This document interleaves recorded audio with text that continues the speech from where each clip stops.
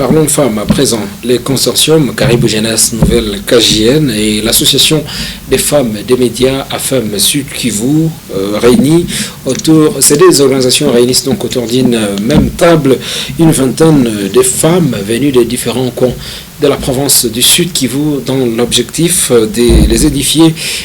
sur les plaidoyers dans les cadres de la résolution 1325 de l'ONU, tout en mettant un accent particulier sur la participation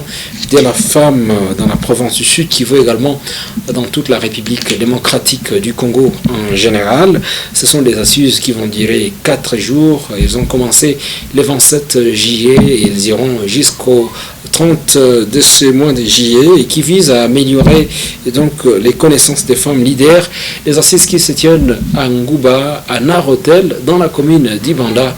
Eric Chocolat. D'après Jolie Kamuntu, présidente de l'organisation KJN, les femmes du site qui vous restent toujours dans des oubliettes, pourtant elles paient les lourds tribus de la guerre et de l'insécurité suite au mauvais choix des dirigeants et de la faible prise en compte de leurs besoins sexo-spécifiques. Elle indique qu'à la fin de cette formation, les participantes vont devenir véritables agents des plaidoyers auprès des autorités des différents partis politiques pour renforcer la mise en œuvre du respect des droits des femmes et leur participation à la gestion politique